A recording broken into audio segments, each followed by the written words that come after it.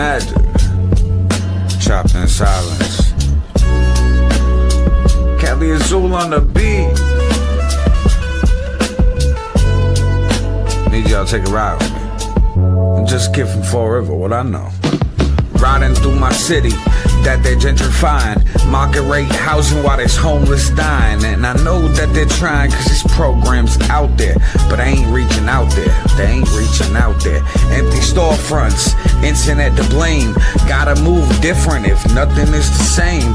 Entertainment venues, bringing nightlife, transparent police, body cams that's live, I mean live stream they whole shift.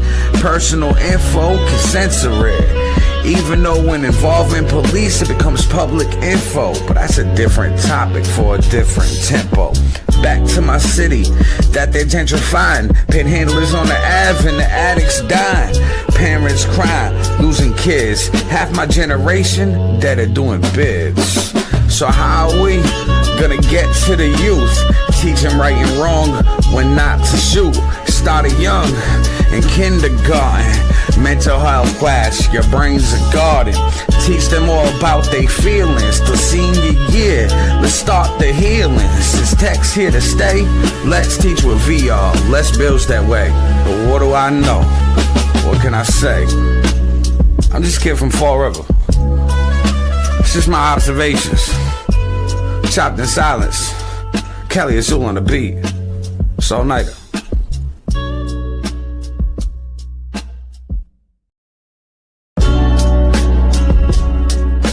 All-nighter. Street magic, chopped in silence. Kelly Azul on the beat. Need y'all to take a ride with me. I'm just a kid from Fall River, what I know.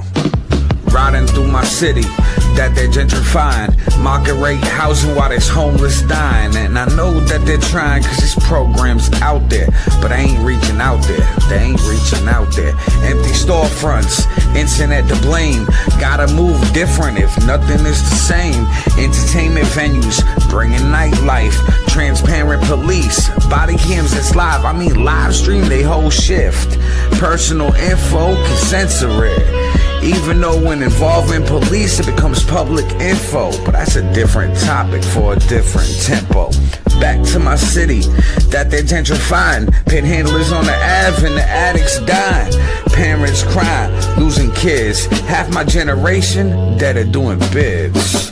So how are we gonna get to the youth, teach them right and wrong when not to shoot? Started young in kindergarten, mental health class, your brain's a garden. Teach them all about their feelings. The senior year, let's start the healing. Since tech's here to stay, let's teach with VR. Let's build that way. But what do I know? What can I say? I'm just a kid from Fall River. It's just my observations. Chopped in silence.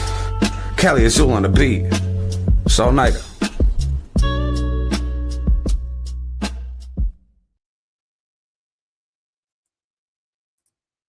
What's up, everybody? It's your boy, Aaron All-Nighter. This is the Fall River Experience, episode 15. Make sure you share this out to your newsfeed. Share this to groups. Tag people in the post. Tag people in the comment section. Send this out to like-minded individuals in Messenger. We are streaming on 2 different platforms, 3 different locations. YouTube, Street Magic Multimedia. So subscribe. Turn on notifications and make sure when you subscribe, you smash that subscribe button. And on Facebook, the Fall River Experience and Aaron All-Nighter Facebook page. Follow, turn on notifications, and put all notifications. It's highly appreciated.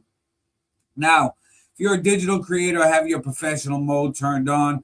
Put at followers, at highlight, at top fans in the comment section. If you're an admin or a moderator of a group here on Facebook, share this out to your group. Put at everyone in the post. It tags everyone in your group, and that really gets the word out. Now, if you're new to the show and you don't know, the regulars will tell you I start each and every episode with the weather. That way, if you ain't been outside yet today, you know how to dress for the day. Check it out. We'll talk about it. Well, we're in a pinpoint weather 12 alert for the heat advisory that remains in place for the rest of today. It's until 8 p.m. tonight. It covers our entire area except for Block Island. That's the one spot that's not included in it, but it's still really muggy and humid out there. Right now, 85 on Block Island, 90 now in Providence. So if we hit 90 degrees tomorrow, it would be an official heat wave, with the third day being tomorrow of having 90 degrees or hotter. We'll see. It's going to be a close call for that. Otherwise, they're looking at 91 in Taunton, 89 down in New Bedford, 82 in Newport. But those are the actual air temperatures. When you factor in that humidity, this is what it feels like. So 92 is what it feels like in Providence, 96 down in Westerly, and 98 from Taunton down towards New Bedford. It is just very hot out there. And here's Block Island. This is a good place to be because it's not quite as hot out here, surrounded by water. Nice day to be walking around downtown or just, again, enjoying the weather. Live radar is quiet. There could be a spot shower or storm around our area for the afternoon, but I think most of the time we're staying dry. A lot of the activity is off to our west, and this should not bother us. So whatever we see would be brief and pretty isolated as well for the remainder of the day. So three key things. Again, heat advisory does continue. Afternoon shower or storm chance. And as we go through the weekend, still looking at the heat and humidity holding on, though the dew points on Sunday will back off a little bit. It'll still be muggy, but just not quite as, oppressive as what we've been seeing. So here's the satellite and radar, seeing all the cloud cover and rain to our west. Again, we're looking good. Just some hazy sunshine out there after some early morning fog and clouds.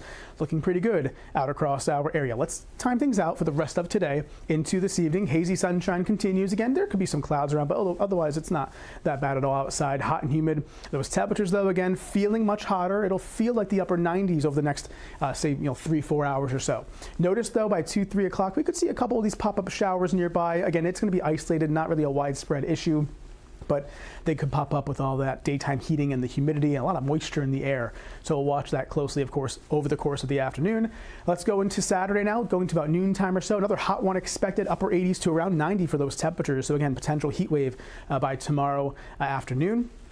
Same thing as today, a shower storm chance in the afternoon hours. But notice how tomorrow afternoon, it's a little bit more widespread. There's a little bit more of a, you see the yellows and oranges on the screen here. It's a bit more of a coverage area that's more so than it is today. So what that shows is that we could have some heavier downpours tomorrow afternoon making their way on through. So any outdoor plans, just keep that in mind.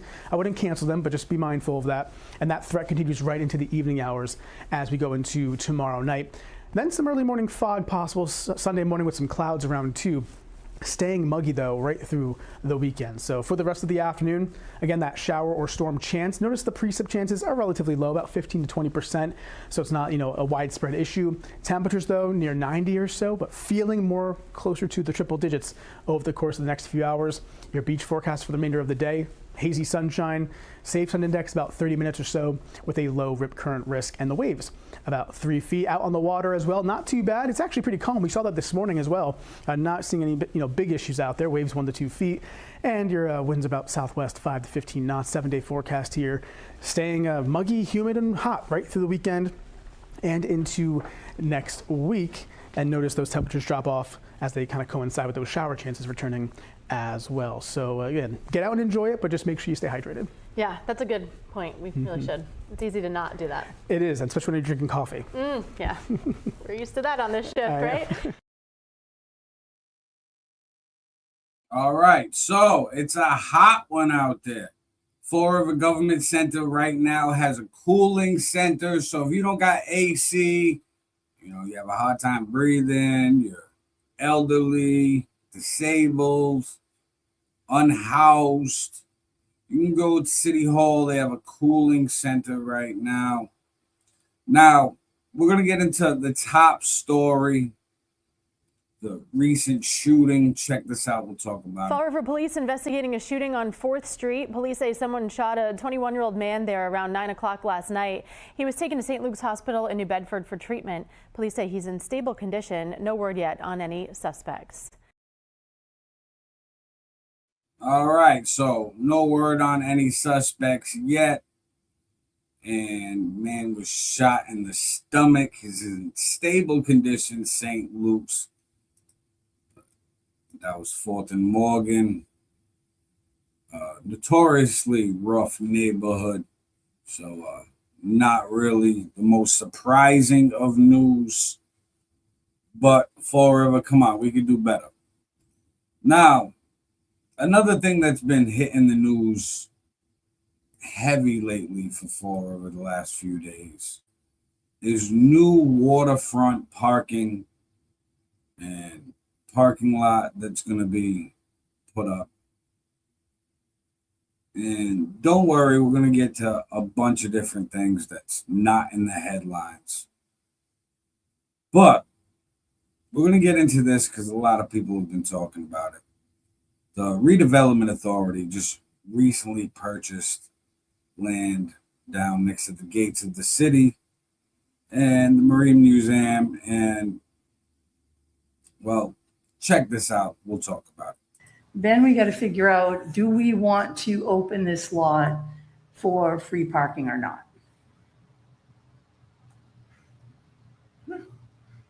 Temporarily? Temporarily. Did you do some legwork on the gate? Yeah, so the automatic gates do not currently work.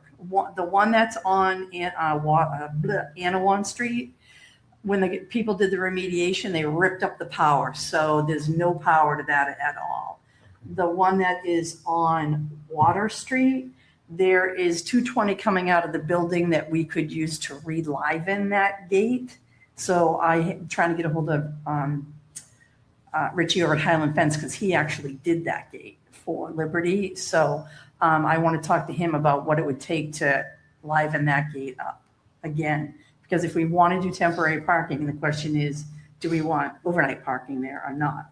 My thought would be, if we're going to do temporary parking, just open the gate on Water Street and let people park. And we'll just have that gate be open all the time. And if we don't want overnight parking, then I would need signage to say that, and we would need an automatic gate that would open and close on time. So I don't know what everyone's thoughts are about that. Well, it's gonna be tough to give for free and then charge later. Let's go to this Gantt chart here. So is there any reason why we can't accelerate the bid package to August as opposed to the middle of September? Well, I need an engineer to give me a proposal to work on this. We don't have that right now. And that's what I can jump right on, but I'm trying to figure out what we're doing and the timing of it. Because we can't demo. So the problem is that I can get the charging, to get the charging system, the parking system is going to take at least a month once you get approvals and know everything you're going to do. That's just to get the system. But there's more scope that goes with it. Are we going to temporarily stripe and charge and then close it and then demo buildings, restripe?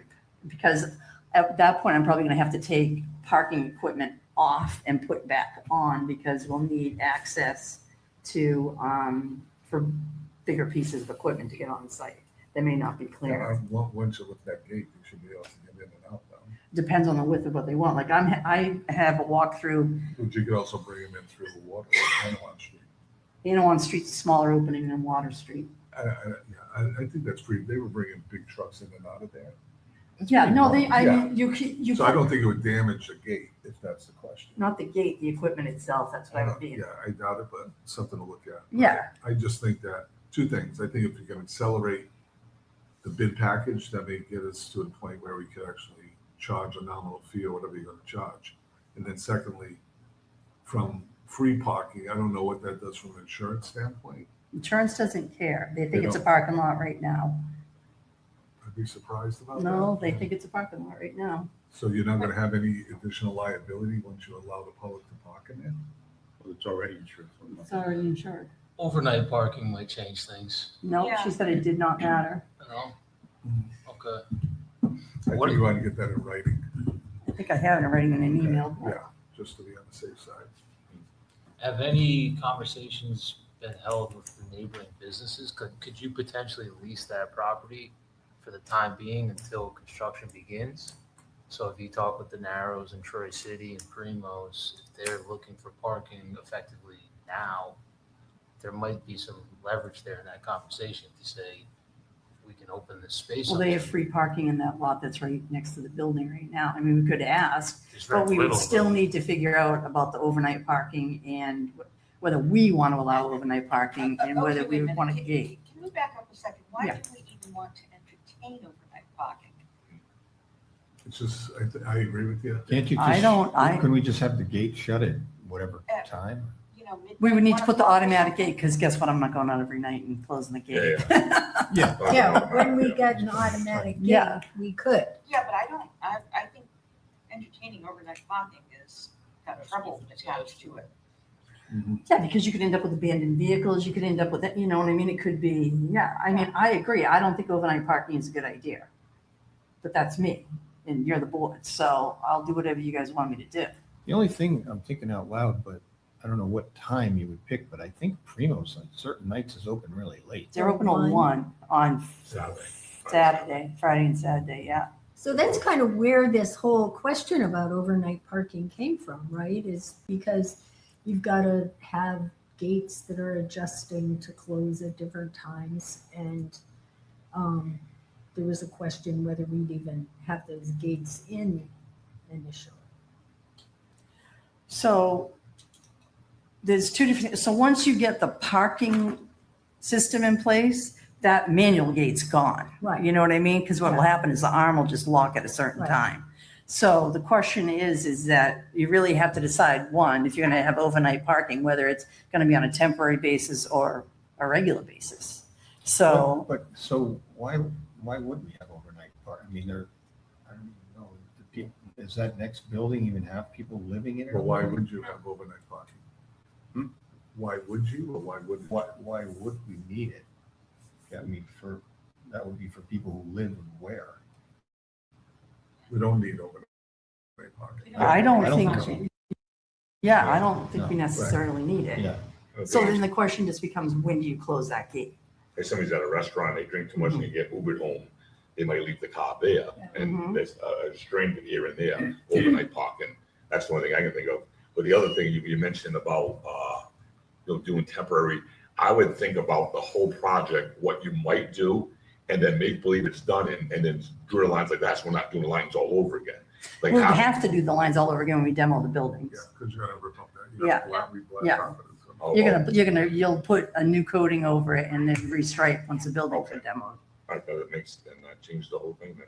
I see a lot of, it look like brand new tar over there already. So I thought you were just gonna, maybe put black, seal it and then make it all look, it looks Yeah. pretty good from this site anyway. that's Yeah, it where the- doesn't look that's that where great. the garage came down. Yeah. It doesn't look that great.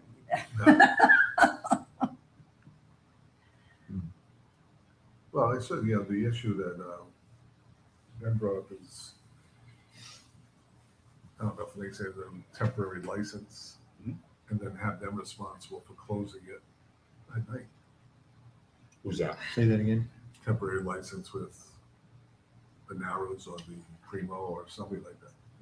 But are we walking ourselves into an issue that, down the road, we're gonna say, sorry, this has got a limited life to it? No, I think everybody expects that it's gonna be, As long as everybody's clear on it.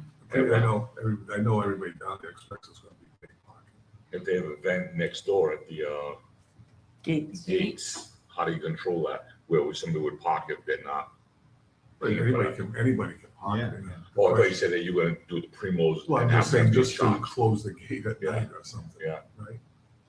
Narrows already rents the battleship lot behind. Yeah, behind, yeah, But we let Primos use it when we know the show. yeah. But still, if, like I was there last night, there's cars everywhere. There's another show tonight.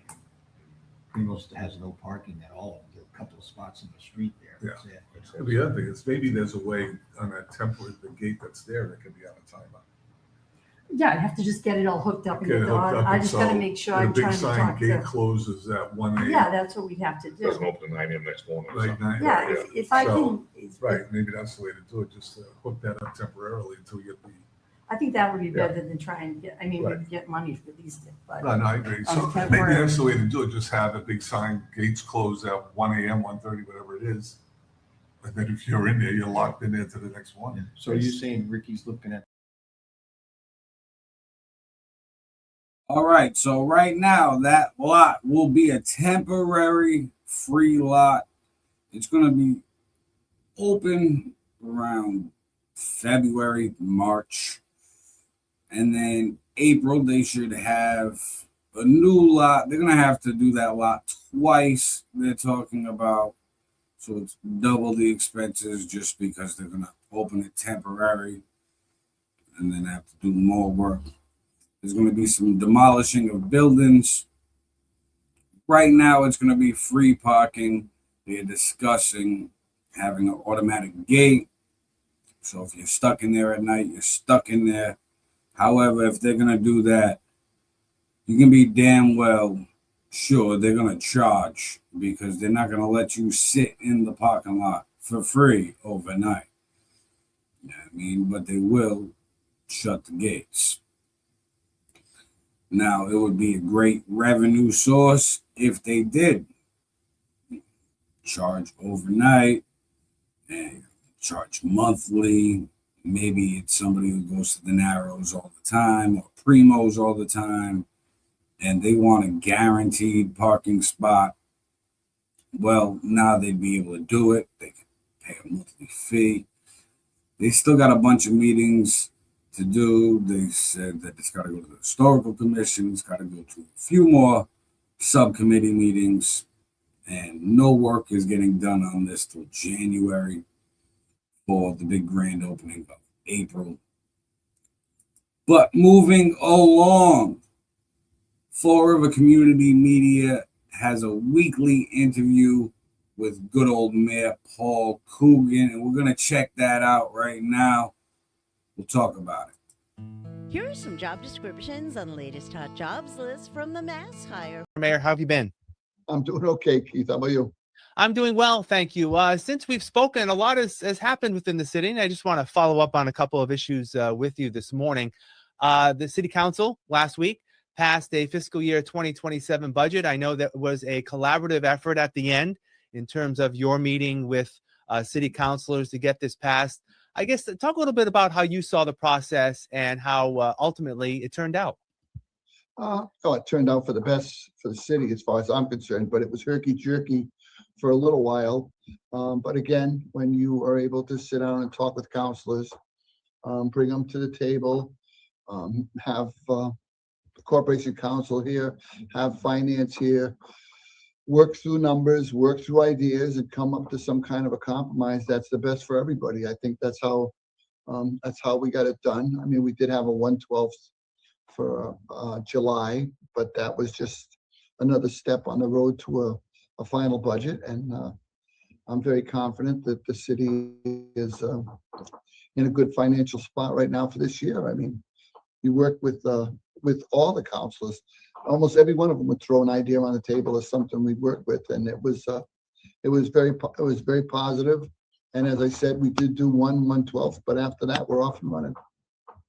Are there any concerns as you move forward through the year? That's something that you and your financial team will just keep an eye on. I know trash is always a big issue, even though that contract now will move forward. Are there any issues that you're going to keep an eye on as the city? Trash, health insurance is a big one. Health insurance, trash, obviously. Paying all of our employees a decent wage. We have some of our capital projects, whether it's Diamond, the roads, the streets, all these things have to be funded, but they're all part of making a city a better place to live. And working with our partners in the state and federal level, we just have to look for the best opportunities for Fall River to supplement our revenues and keep going. I mean, we have been blessed for a long time, and hopefully we keep going, because that's what we're trying to do. I mean, keep the city moving in the right direction. I think there's a lot of great positives, whether it's our parks, we're doing a ton of streets again, infrastructure. We're trying to keep the city clean. We have a lot of new people at DCM, so I'm not disappointed. There's work to do, and we're going to keep going. Yeah. Also, in the past couple of weeks, Massachusetts Department of Transportation has officially notified potential developers of an invitation to bid to develop the land created by the reconstruction of Route 79. We've talked about this many times. I guess what's been the process for you in the city? I know you were hopeful that the redevelopment authority would take a lead role, but has there been a lot of cooperation between the city and the state on this? Oh, absolutely. And I mean, one of the things I do remember saying that no matter who ends up being the developer, whether it's RDA or the Massachusetts, the city's still going to win. I know that they now have some people talking about the project. There's some big developers that are looking at it, and I think, you know, if everybody stays on the same page and we work together, Fall River is really going to have a waterfront to be proud of. I think getting some retail, some restaurants, and some housing down there along that strip. I was down there last weekend. I mean, we had the boat run, we had the concert in Heritage. There was a number of people walking up and down on all of our pathways. The Cove restaurant was packed. It's really had a change. And you know, got Primo with their outdoor patio full, concerts at the Narrows. I went to one last week. It's really starting to come along down there. And if we keep our foot on the gas, I think we're going to have a great waterfront, which will be a testament to the city and to the people who live here. You know, there's finally this week, there's been a lot of talk nationally. And of course, and sometimes things that are national kind of funnels down to a city like Fall River about the implementation of flock cameras, which police use quite often to help identify primarily vehicles and license plates. If there's an instance of a crime in a section of the city. You know, I'm sure you've heard some of the complaints here locally, even though they've been here for quite some time. What do you think of all of this commentary about the flock cameras? I'm always amazed at, you know, when I talk to the police chief, no matter which chief we've had, whether it was Chief Hoare, Furtado, Garvin, they rave about the flock cameras and what they're doing to prevent some bad actors from doing negative things in our city. It's a great technology. I've never, in my 6 or 7 years here, heard one complaint from a resident saying, I was caught on a flock camera and I was not the person they were looking for. They dragged my son out of the car. No horror stories like that. These are just technology advancements that allow the police to track vehicles and see that they're doing what they're supposed to do, or to look for somebody that may have committed a crime and go get them. I was talking to the chief the other day about it. When we had those mattresses dumped on Wilson Road, we used a number of ring cameras to try to chase that person. I mean, the advancements in technology between ring cameras, business cameras, these security systems, there's cameras on all the time. So, you know, I mean, I get that sometimes, you know, things can go wrong. I've never heard of it in Fall River. And by the same token, I've heard a ton of stories about how they stopped some people riding around in a car that may have had a weapon or some drugs, and were able to prevent them from doing something that could harm someone, or just, you know, keep their illegal activities going on. It's a positive for me, and I'm just amazed that all of a sudden it's reared its head because they have been here for a while, and again, I've never heard anything about them. Yeah. All right. With that, Mayor Paul Coogan, I thank you for your time. We'll talk again next week. Take care. So that right there was Mayor Coogan talking with Keith Tebow from Fall River Community Media about the recent budget that passed, how City Council and Fall River government had a stalemate for about a month until they came to a compromise, finally passed the budget. Mayor Coogan's ideas for the waterfront with retail, restaurant, shops, and housing, and also Mayor Coogan's opinions on flock cameras, which Fall River has 41 of, and Fall River has had flock cameras since 2021. So, Coogan's all for the flock cameras, ranting and raving about them. How are your views about what Coogan just said in that weekly update? Now, We got to get to the St. Michael's School drama and what's going on. It's heating up. Parents are mad. They're pulling their kids from the school. It's another diocese drama. Check it out. We'll talk about it. A lot of unanswered questions. We're not getting any transparency. School's a few weeks out and people still don't know what's going on. New in the night, team parents at St. Michael's School in Fall River are turning to 10 after the sudden dismissal of their principal. The diocese says it found payroll irregularities. And the former principal denies any wrongdoing. And now some families say they're pulling their children from the school. Leanna Falk has a story. My heart is broken. Parents gathered outside St. Michael's School Wednesday night, searching for answers. Mr. Klein is such a great principal. He's done so much for the school. Just one of many standing by Ryan Klein after the Diocese of Fall River announced he would not return as principal. The diocese later told families it found what it called significant irregularities in Klein's compensation and said it made the decision after reviewing payroll records. That was very questionable. And then when you hear his side and you know the person he is, you know his family, his children, I feel really bad that that's being done to him. He didn't deserve that. Klein strongly denies the allegations. In a social media post, he claims the diocese tried to secure his silence with a separation agreement that included money and tuition benefits in exchange for saying the decision to leave was his. He also calls the diocese compensation claims false and defamatory. Some families are not convinced. They're using him as a scapegoat, in my opinion. We want to know what's going on. What's the real reason? It's a blatant lie. You don't believe it? No. No, 100% don't. Parents we talked to say at least a dozen families have already opted to withdraw their kids. Monica Creador's son just graduated kindergarten. She's heartbroken he won't continue at St. Michael. What brought you to that decision to take him out? Just no honesty. I think it's a hard decision, but I mean, we pay a lot of money in tuition. I mean, we work hard to put our children in an environment like this. That's not fair. It's just not fair. We pay too much money for this. I'm sorry.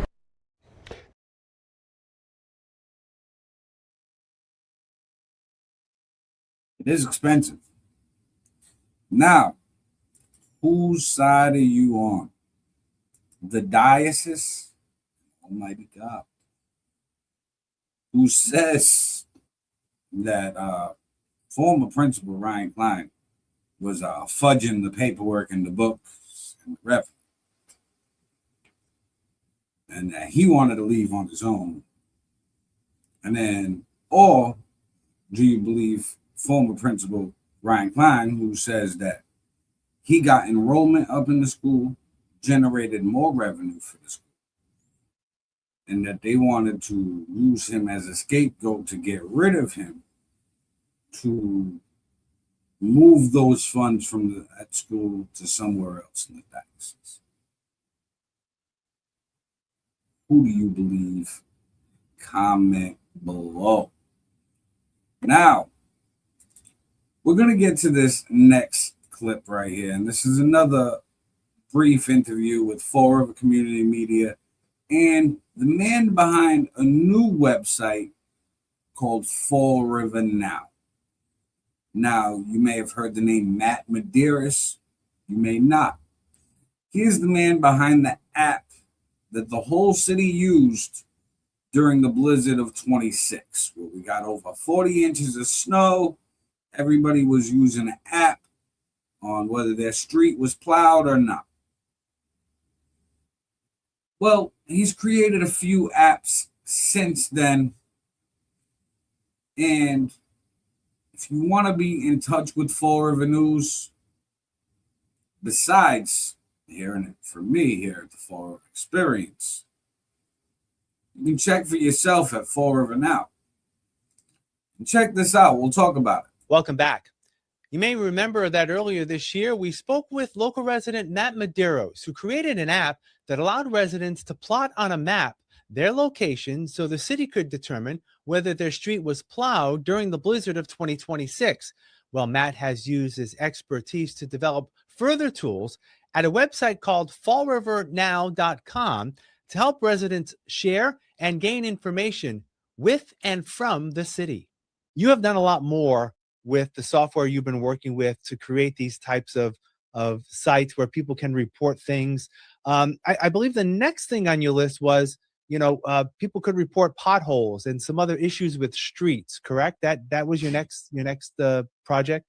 Yeah, so out of the snow app came I got tons of people who were sending me message on Facebook during that.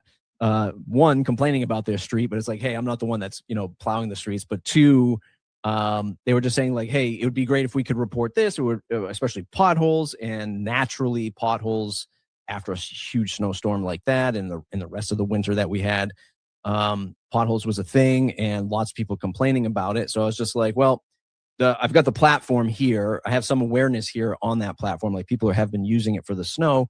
So let's also help individuals or citizens identify the streets that needed help on potholes, illegal dumping, broken trees, like whatever issue, non-emergency 311 issue that they would have. And then I also did a directory of the parks, right? So people could report any issues at parks as well, and discover parks at the same time. If you didn't know there was parks or which parks were available in the city, you can find it on the app. And yeah, just trying to like collect and gather that information. People can snap a photo. Here's the pothole, describe the issue. Here's the illegal dumping, describe the issue. And hopefully that raises awareness for other citizens who are trying to clean up the city, but also the city hall and the DPW or the DCM, to which I know that they've looked at. In fact, I've seen a few interviews of yours where you've talked to them, and they've said, yeah, we're looking at the app. I'm still working to officially get them to use it. But I know it's at least raising some awareness, which was the goal. The steps were that, you had the plow side, then you had the pothole and other issue reporting, and you also had the parks information just for people. There's a map that you can click on where the parks are in Fall River. Even since then, you have created another portal, if you will, that looks at city government meetings and sort of breaks them down in some ways. I had a chance to look at it today, and it obviously you can watch the entire meeting, multiple hours if you wish, but you kind of broke it down in terms of topics. You sort of indexed, if you will, the process of the meeting, what took place at different times. And again, what was the idea for that? And I guess what's the intent of that? So obviously I've always been interested in local government, how it works, how I can participate as a busy citizen. And everything can be found at FallRiverNOW.com. All the apps for like the reporting, the plow reporting, the 311 reporting, the civic meeting stuff, it's all under FallRiverNOW.com.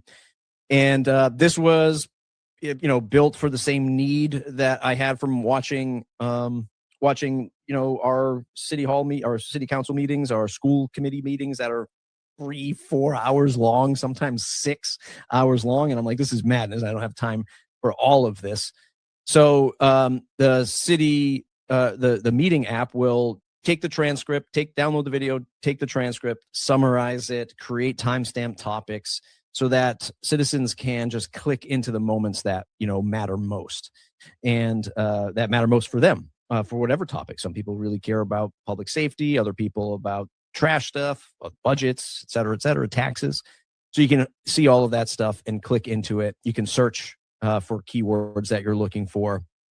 I think it's a great resource, right? Even our local politicians, because I watch 99.9% of the meetings because of the app, even they are, hamstrung with not enough time. And I'll often listen to their own meetings where they say, well, I haven't watched the historical commission meeting, or I missed that in the historical commission meeting. Now you can just search for that keyword, in that historical commission meeting and find that moment that you should have been researching or you should be listening to. I have everything, moving, everything operates and automatically summarizes and posts and clips and everything like that, which is really cool. But I really want people to be involved with the city meetings so that they can share and express their own concerns, right? So I recently built a clipping feature for the meeting app, so citizens can clip their own moments and share that on social media. So if you want to clip your citizen input time, or you want to clip a segment from budget talks and you want to share that on social media so you can have your own voice, like be your own sort of reporter here in Fall River. Hopefully giving people an opportunity to have that voice, or at least share those moments to express, their interest in a topic, because, a lot of people, they want to get involved. They don't have enough time, or they don't have the means to, figure out how to get involved in these meetings. I think this is a great opportunity. And it's great for, the town of Dartmouth, as an example, just are raising their garbage fees and their waste fees, and the trash bag fees going up. And people are discovering that through this app to go, wait a minute, I didn't even know this was happening. Oh, I can just search for it right here in the Dartmouth meetings website. And, we can do the same here in Fall River. Since our interview last week, Matt has created another app that allows residents to take a shot at how they would build out the property along Route 79. The simulation project can be found at buildroute79.com. Man just keeps making apps for Fall River. FallRiverNOW. Go check it out. And go check out buildroute79.com. I want to see what you guys' simulations come up with. Now, one last lengthier interview from Fall River Community Media. This is with Republican governor candidate Brian Shortsleeve, who is running against Governor Maura Healey. Check this out. We'll talk about it. Providing information on the candidates and ballot initiatives in this year's election, we're inviting candidates who are challenged in the state primary to take part in an interview before Election Day. One such race is for the Republican nomination for governor. This week, I spoke with candidate Brian Shortsleeve, who's running against Michael Minogue for the right to take on incumbent Governor Maura Healey in November. So for people who may not know who Brian Shortsleeve is, just basically tell us a little bit about yourself and, why you want to run for governor. Well, thanks, Keith.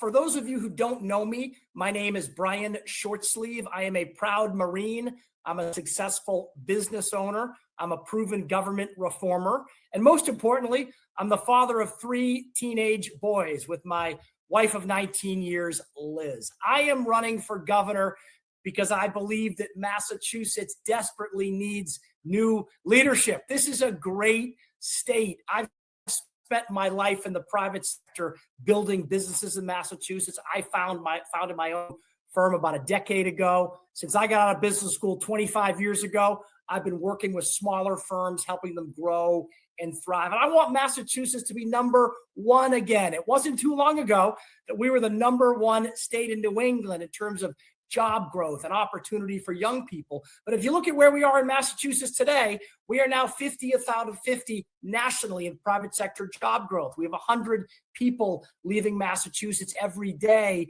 And the reason why is because everything here has gotten too expensive. Taxes are too high. Electric and gas bills are too high. Local property taxes are too high. So I am running for governor to restore affordability. I'm a Marine, and in the Marine Corps, you always put the mission first and never step away from a tough fight. My focus is affordability, and I've got very concrete plans to make this state more affordable for middle-class families and for small businesses. During a primary season, a lot of times, the candidates that may be running in a primary, the core issues tend to be, both candidates tend to be more in line with some of the core issues. And a lot of times it comes down to labels. I mean, we've seen it across the country in some U.S. Senate races where on the Democratic side, there may be someone who's a little more progressive than another. On the Republican side, we hear the phrase, of course, a MAGA Republican. How do you characterize your political style? Well, I am a proud Charlie Baker Republican. I am a pro-choice Republican. I am an electable Republican. In Massachusetts, if you look at the kinds of Republicans that have won the governor's race in the last 30 years, there's been 5 of them. And they're all businessmen that are pro-choice, fairly moderate on some of those social issues, but they're focused on fiscal discipline. They're focused on growing the private sector economy. I'm the only candidate in this race who has never audited a state agency, Keith. I will not need on-the-job training to audit state government. I've been there. I've done that. I did it a decade ago. So a lot of people can talk the talk about auditing state government. I will walk the walk. Let me get back to your race with Mike Minogue. You know, how would you characterize on some of the issues, your differences with him? You mentioned, you know, about part of his background, but in terms of some of the issues, what are some of the differences you'd like to bring up? Well, look, here's the big differences. I've spent my life in small business. He's a billionaire healthcare corporation CEO. I have run an extremely transparent campaign. I'm available. I will talk to anybody, anytime. I do a ton of media. I do a ton of radio. I am honored to be on your show today. I've called for 6 statewide debates. I think we should have a debate in Bristol County. Maybe you could host it. I think we should have a debate out in the western part of the state. Mike Minogue will not debate. He doesn't want to answer the tough questions. He's hiding out in the basement. That didn't work for Joe Biden. It won't work for Mike Minogue. And finally, I would tell you, in terms of our direct learned experience, I have been in a state agency. I have demonstrated I can walk the walk on delivering conservative reform for taxpayers. We stripped millions of dollars in waste and abuse out of the MBTA. Mike's never done that. Mike's never been in a public agency, never driven the change the way that I have. And most importantly, the biggest difference between us is I am an electable conservative. I am a pro-choice conservative. This state has not elected a candidate in more than 60 years who's an anti-choice candidate. I am a pro-choice candidate, and I can win this general election. You know, you talk a lot about affordability. You mentioned about, you know, small businesses, helping small businesses out, and how, you know, people and businesses are migrating out of Massachusetts. But for those who live in the Commonwealth, what are your plans to make it more affordable for those who are here and are not looking to leave Massachusetts? Well, look, I love Massachusetts. And the reason I'm in this race is because I want my 3 teenage sons to come back to Massachusetts after college and raise their families here and build their dreams here. So I've laid out a very detailed plan of what I will do to make this state more affordable. Day one, I will strip all of those state mandated fees out of your electric and gas bills. Massachusetts now has the highest electricity rates in the entire continental United States. Think about that. The highest electricity bills in the entire continental US, close to 36 cents per kilowatt hour. Almost a third of your bill are now state mandated fees. There are 12 different fees running through your bill. In the aggregate, Keith, that's over $1.5 billion a year of taxes effectively that is being run through consumers' electric and gas bills. I talk to seniors all the time that have to choose between paying their mortgage or paying their gas bills. To put it in perspective, the average middle-class family today in Massachusetts is now paying close to $500 per month in gas and electric. That's $6,000 a year. I will strip all of those fees out. That would save the average family close to $1,500. I would also roll the state income tax from 5% back to 4%. That would provide immediate relief for businesses, because most small businesses pay at the individual rate. It would also provide immediate relief for middle-class families on the tune of $1,500 in savings. That's real money. More money for groceries, more money for healthcare, more money for kids. I would suspend the gas tax immediately through executive order. I would end the tax on tips and the tax on overtime through executive order. Those are very concrete steps that we can take to make Massachusetts more affordable for middle-class families.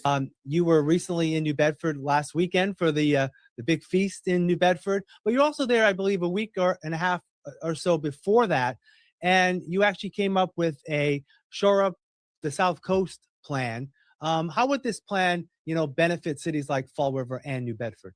Well, look, I'm down at Fall River, New Bedford all the time, and this is a part of the state that feels left behind by Beacon Hill. So I rolled out my plan for the South Coast last week. It starts with protecting and growing the fishing industry. In New Bedford, that fishing port is the largest commercial port in the entire country. It's billions of dollars of economic activity. It's thousands of jobs. We've got to protect that port. We've got to scale up our government support. I also will invest in tourism support and marketing. There are great, great locations all over Fall River and New Bedford that we should be promoting with more marketing. I used to love taking my boys when they were in the Boy Scouts down to Battleship Cove and Fall River and enjoying those experiences. We will do that. We're also very, very committed to a Chapter 90 mileage adjustment for parts of the state like Bristol County, where people spend a lot of time in their cars. And then also, most importantly, I've committed that we will double unrestricted local aid. If you look at the state budget, Keith, it's grown dramatically over the past 6 years. Since 2019, we've had 200,000 taxpayers leave Massachusetts, but our state budget has grown by 60%, from $42 billion to $66 billion. The one line item in there that has not grown is unrestricted local aid. And that is what cities and towns like Fall River use for the police department and the fire department. I was in New Bedford at fire station number 9 about a month ago. That's a fire station that is facing closure over a $2 million budget shortfall. Yet at the same time, at the state level, Maura Healey, our governor's never had more money. In fact, in the budget she just passed, she's got $40 million to fund free phone calls for prison inmates. Yet she can't find $2 million for the Fall River fire station, the New Bedford fire station. But you see that across the board. You see it in Fall River. You see it in suburban communities that are facing Proposition 2.5 overrides because the state is not pushing enough unrestricted local aid back.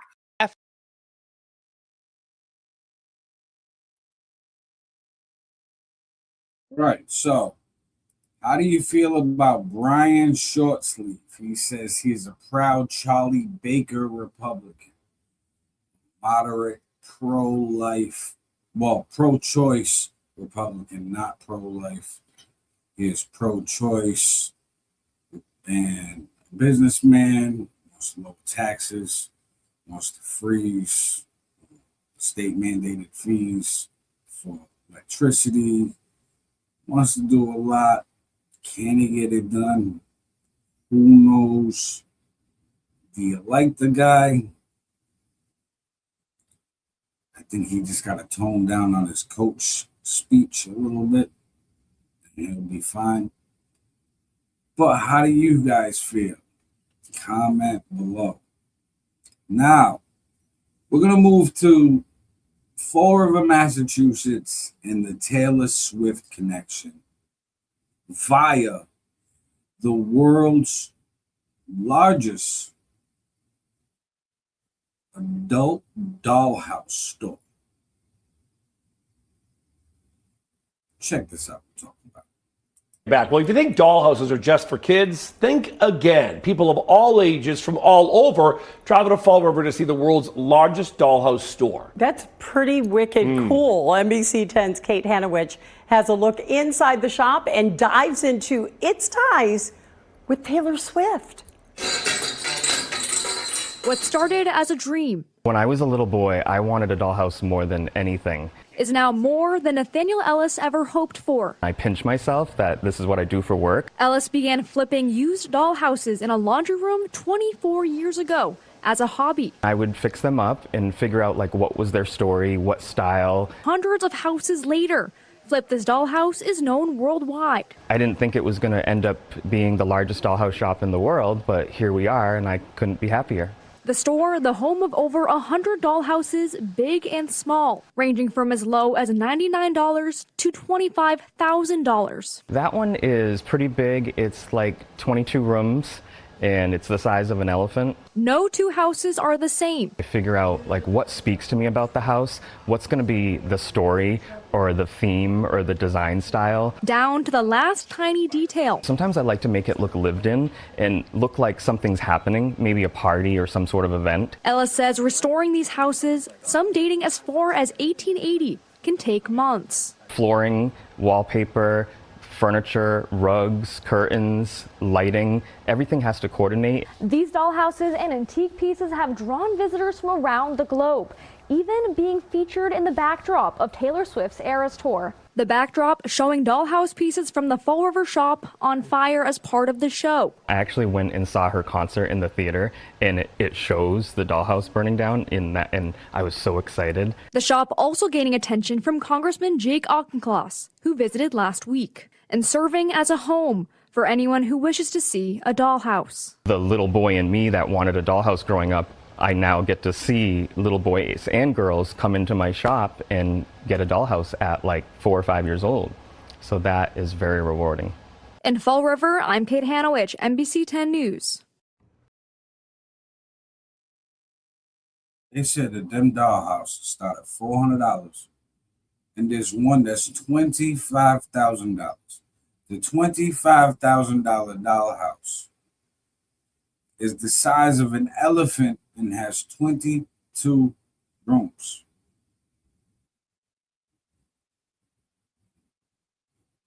Wild. Fall River, the home of the world's largest dollhouse store.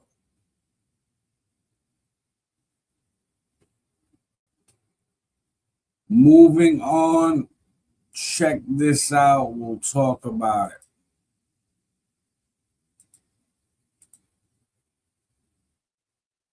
Fall River Community Block Party with vendors and free filled backpacks to conclude with illumination of famous night owl. It's going to be illuminated. Community members are invited to a free block party taking place on Choate and Eastern Avenue. The event will take place on Sunday, August 23rd at 4 p.m. Organizers still welcoming vendors, and there is no fee to participate. Vendors who need electricity must bring their own generator. If a generator is used under a tent, the tent cannot be larger than 10 by 10. The event will feature a variety of activities and local vendors, including Bounce House, DJ, The Beaded College, M&D Crafty Corner, 627 Creations, SoCo Art Gallery, and more still being added.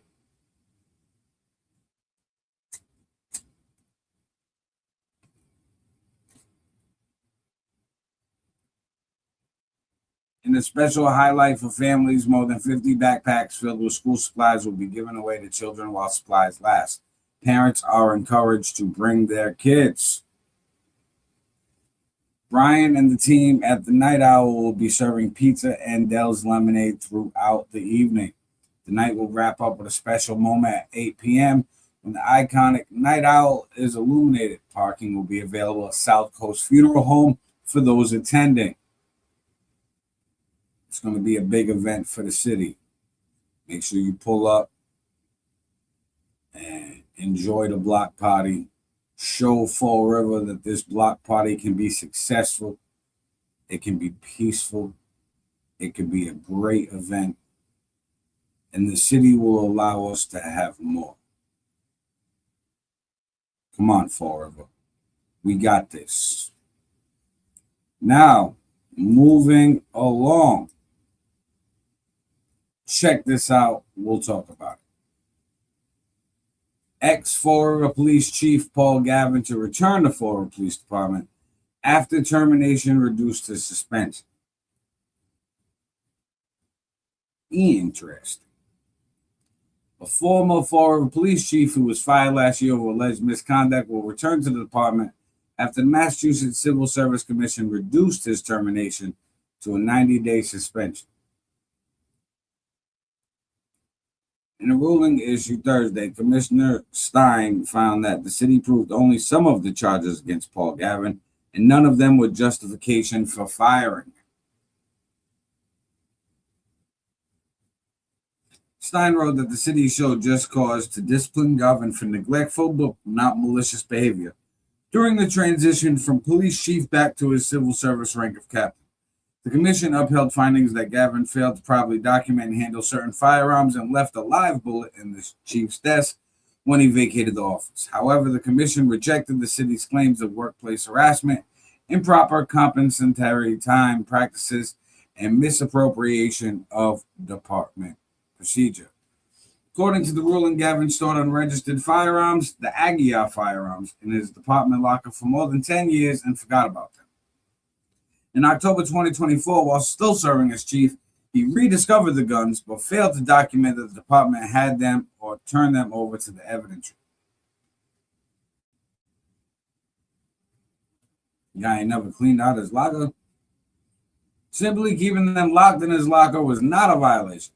However, he did violate the department's evidence and property policy by not recording their receipt and not turning them in. As chief, this also constituted conduct unbecoming an officer and failure of attention to duty.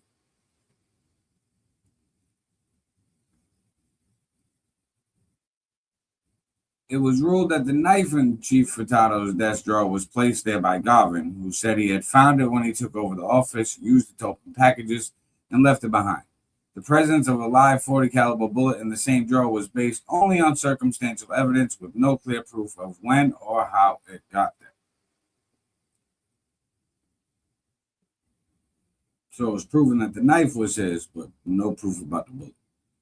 Although Gavin was responsible for both items remaining in the drawer when he had left the office, the commission concluded that the act was the result of neglect rather than any intentional effort to threaten or intimidate the incoming Chief Furtado. Factors supporting this included Gavin's long, clean record, his conciliatory memo to the new chief, the lack of any proven history of threats or harassment, and the new chief's own delayed and somewhat inconsistent reaction. Workplace harassment was ruled out because the conduct was not tied to the workplace.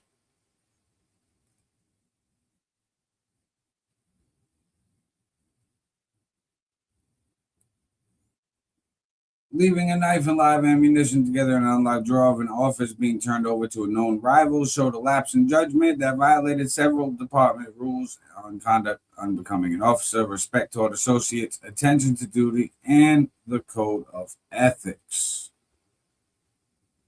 According to the ruling, as to alleged violations prior to 2021, the evidence established that the charges were without merit and had originated from an erroneous reading by investigators who overlooked the fact that Garvin then commanded the uniform division for which the 8 and 6 compensatory time formula was applicable.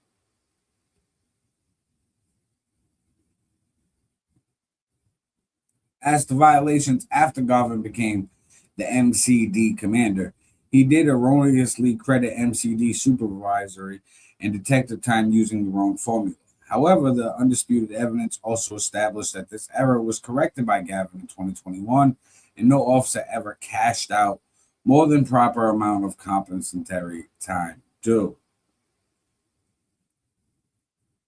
Moreover, Chief Cardozo contemporaneously reviewed the matter in 2021 and concluded that the error was corrected, further investigation was unwarranted, and the matter was a dead issue. According to a newspaper article in August 2024, Mayor Coogan was asked about the issue then being raised in a lawsuit and reportedly stated that he too understood the mistake had been fully rectified.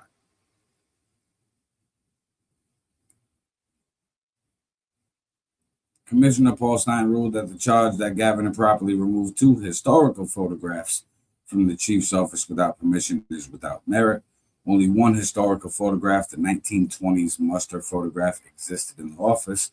The second picture he removed was simply his own personal copy of a modern police department group photo, and there was never a Bragger Bridge photograph present. Gavin took both items home temporarily because of insufficient space in his locker in the MCD's commander's office, with the clear intention of returning them when he resumed duty in January 2025. Department policy does not prohibit officers from temporarily taking non-evidence police department property home, and the relevant rule about surrendering property applies only upon separation from service, which had not occurred. When the removal was questioned while he was still on leave, Gavin promptly returned the historical photograph. There is no credible evidence that his actions were motivated by animosity towards Chief Furtado rather than practical storage needs. Either party may file a motion for reconsideration within 10 days of receipt of the decision. The motion must identify a clerical or mechanical error in the order or decision or a significant factor the agency or Stein may have overlooked in deciding the case.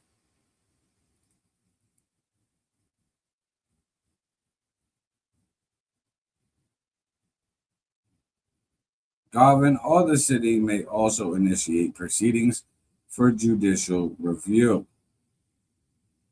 So, former police chief Garvin, investigation, charges, all of this is back reinstated on the police department. Right after Chief Furtado was forced to retire.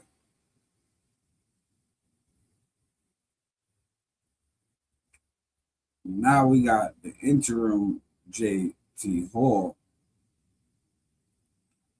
but Garvin was supposed to go back down to captain. So he's going to go back down to captain after his suspension. Will they give him the chief spot back, or will they give it to Paul, because Paul has still just been interim? Even though former Chief Furtado has been gone for months now.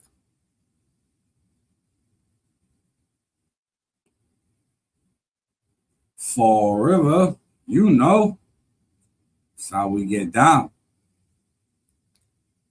I think there's going to be a little bit of tension in the police department. On whose side people align with, or who may have counted Gavin out. He's not out. Moving on, check this out. We'll talk about it. Stepping Stone Incorporated's First Step In homeless shelter is as busy as ever this summer. Rosa Tavares oversees the shelter's operation. She says even though the organization has increased its capacity to 50 beds year-round, there's a long waiting list for those seeking shelter.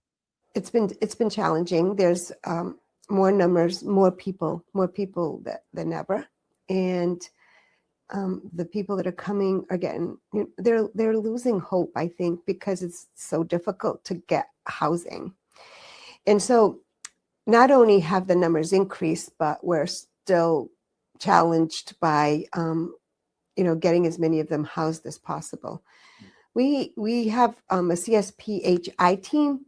That's housing case managers that specialize in homelessness. So we have good success with that. And we've got 4 case managers here at the shelter that work with the people that are on the streets and in shelter. And they house about 4 individuals a month, but it's still challenging. It's still challenging. And people are waiting a long time to get in. People are waiting 3 to 4 months to get into shelter, which is a very sad situation. This Saturday, the shelter is hosting its annual Get Step In 5K walk. The fundraiser helps bring awareness to the homeless problem in Fall River while raising funds to sustain the shelter's operations. Registration is at 7:30. You can walk. It's a beautiful walk by the waterfront here in Fall River. It starts here at the shelter, and then it goes right to that beautiful park down by the water, by the Battleship, by Heritage Park. It's a beautiful walk. The decision to go to 50 beds here, we were funded by the city for a year, and we didn't have a secure funding source to continue, but we've made the decision to continue.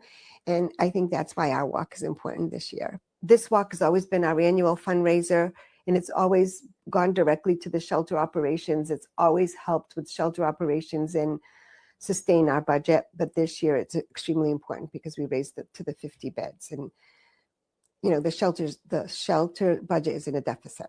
The First Step In is seeking a donation of $15 for each walker, and walk-up registrations will be accepted. Listen, you're going to walk, you pay $15, donate, and it helps get people off the streets and a roof over their head. Do the right thing. Especially since there's a lot more unhoused individuals. You can also just make a donation directly if you're a big back and don't want to walk. But at least get the walk in there too. You know what I mean?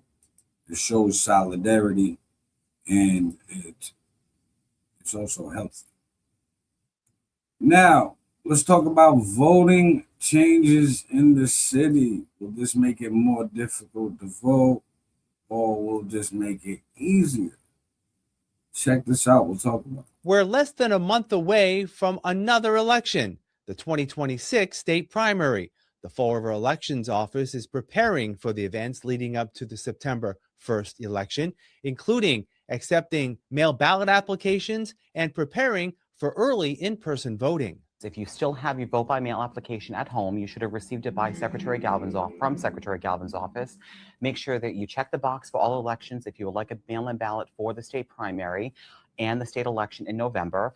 Make sure that you sign the application and return it to my office as soon as possible if you would like to vote by mail. It's fast approaching, and the deadline to submit your mail-in ballot application to my office is always 7 days before Election Day. It must be filed a week before by 5 p.m. The other thing I wanted to talk about is that we still have in-person early voting for 7 consecutive days before the state primary. It's going to start on Saturday, August 22nd, and it's going to run until Friday, August 28th. I've set the weekend hours from 9 a.m. until 3 p.m., and the weekday hours will coincide with the hours of Government Center from 8 a.m. until 4 p.m. There will be reserved parking spaces for all early voters outside of the Sullivan Drive entrance. So please, there's ample time to be able to cast your ballot in time for the state primary. And of course, Election Day, the polls will be open on Tuesday, September 1st from 7 a.m. until 8 p.m. Get out to the polls and vote. Mr. Lyon says mail ballots have started to go out to residents. Over 3,000 applications for mail ballots have been received thus far, with 8,000 expected before the deadline of August 25th. Some Fall River voters this year will also face a change in their polling places. Precinct 4B, which was originally located at O'Brien Apartments on 2nd Street, has been relocated here to Government Center. The 3 precincts originally located at BCC, precincts 8B, 8C, and 9A, have been redesignated to BCC, Durfee High School, the old Nagel building. Precinct 7A, originally located at Union United Methodist Church on Highland Avenue, has been relocated to Durfee High School as well. We also had a consolidation over in the Flint. Precincts 6A and 6B, Cattell and Baresi Heights, have been reconsolidated to St. Anthony of the Desert Church on Northeastern Avenue. So I think the consolidations are going to work very well. The precincts were reviewed by my department as well as the Commission on Disability, and the recommendations were approved and consolidated by the City Council back in. All right, so they're moving the precincts. They got the mail-in ballots are mailed out. You should have got them already. If you haven't, they in the mail. I mean, and those are your election news updates. I've always had this far-fetched idea for the last few years. People think it's way too progressive. It'll never happen. One day it'll happen. Hopefully, people look back at this and remember. They probably won't. Somebody else will get the credit, like always. But a municipal app for voting. Like I see what Matt Medeiros did with FallRiverNOW. I love the idea. Now just imagine you could also vote on it and it's secure. The amount of voters would double instantly in the very next election. People are quick to complain on social media. They would be quick to vote if it was on their phone. People want convenience. Hence why it is DoorDash and all these other Amazon delivery companies dropping stuff in your door. People don't want to go out, even if they are able-bodied. So they just don't involve themselves. And people think, oh, apps will get hacked. Blah, blah, blah. Well, you're right. People could do fraudulent votes with paper ballots, mail-in ballots. With everything in life, there's going to be a risk.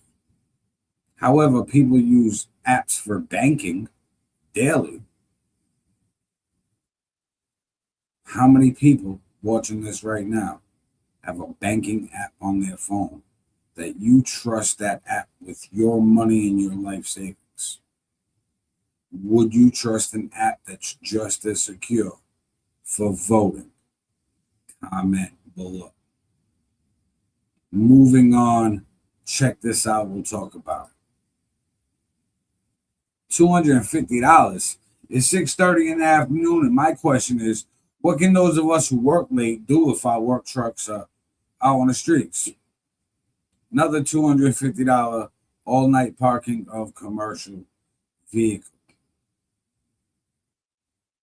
Now, if you're working late, you may have to upcharge your price, that $250, just in case you get the ticket. And if you don't get a ticket, you came up on $250. It's like an overtime fee. Like, hey, these are my hours during the day, but if you got an emergency after business hours, the fee goes up. You might have to alter your business model, at least to cover your own finances. This is because of a lot more homes being built, a lot less parking, and all parking ordinances will be strictly enforced in the city. And it's twofold. One, that way residents in areas that lack parking can have parking and it not clogged with commercial vehicles. And two, to generate revenue, because Fall River as a city, we broke. Just saying. Moving along, check this out, we'll talk about it. City of Fall River to host Purple Heart Day observance welcome home tribute.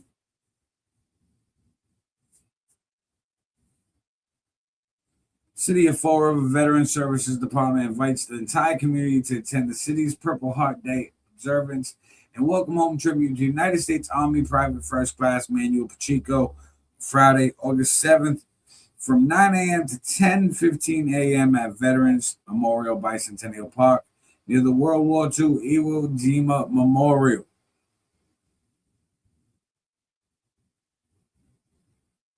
That's this morning. So, did you guys pull up to this event? Tell us in the comments how it was here at the Fall River Experience. Unfortunately, we missed it, but we appreciate the service of PFC Pacheco and all service members.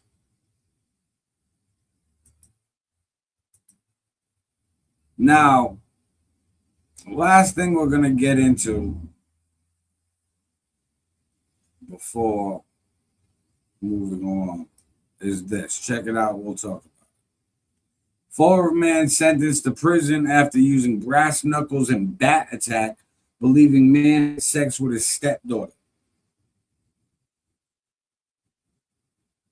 Fall River man has been sentenced after an assault allegedly involving brass knuckles, steel-toed boots, and a baseball bat. According to the Morning Sentinel, 32-year-old Michael Cody was sentenced to 15 years in prison with 7 years suspended. Cody found out that the 23-year-old victim had sex with his 17-year-old stepdaughter with autism. Cody, his wife, and another person drove to confront the man. The victim is permanently disabled, according to his mother.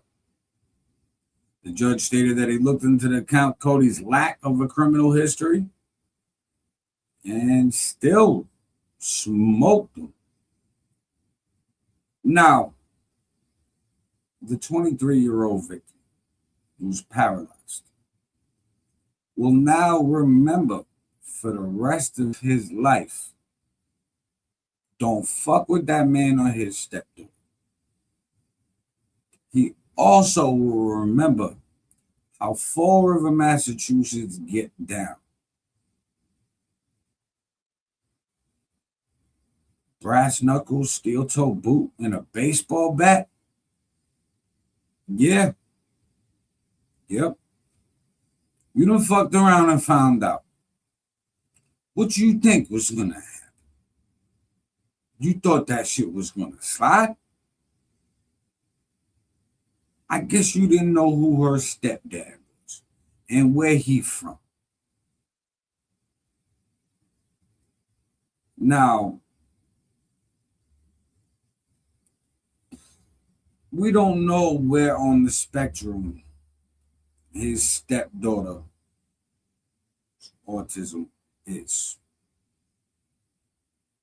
She may be nonverbal and she may not be. So we don't know the level of manipulation the 23-year-old victim did to the stepdaughter victim, who legally no charges ever got pressed there, but that's beside the point. That was some Fall River justice. Fuck around, find out. Now, with all of that being said, I want to thank everybody for tuning in, everybody who shared this out to their news feed, shared this to groups, tag people in the post, tag people in the comment section, send this out to like-minded individuals in Messenger. If you're an admin or a moderator of a group, share this to your group, put at everyone. If you're a digital creator, have your professional mode turned on, put at followers, at highlight in the comment section. And guys, we're going to wrap this up with some job opportunities for you guys who need a job. With that being said, everybody, you already know what it is. Be good, be safe, do the right thing, stay out of trouble, treat each other with love, dignity, respect, and all that.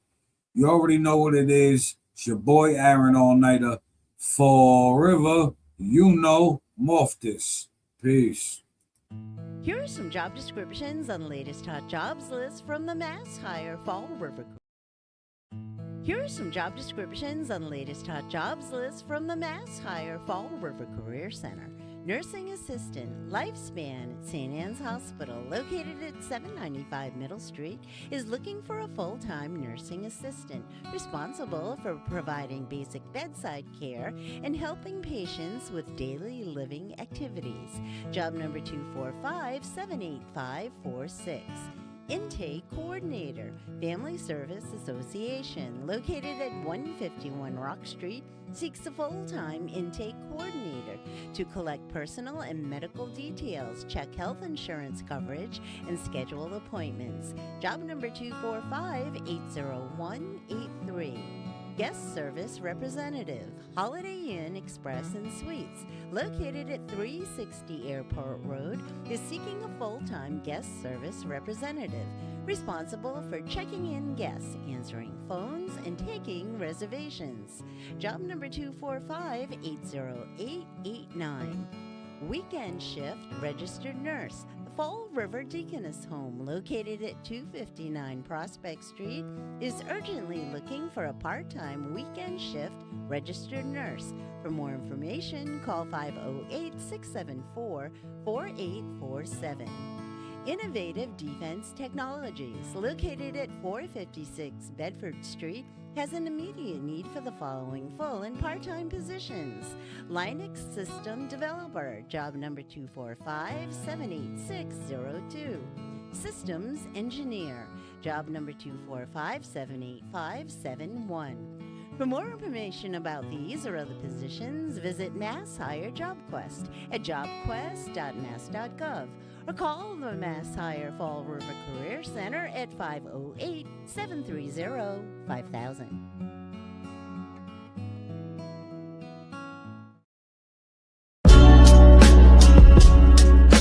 All-nighter.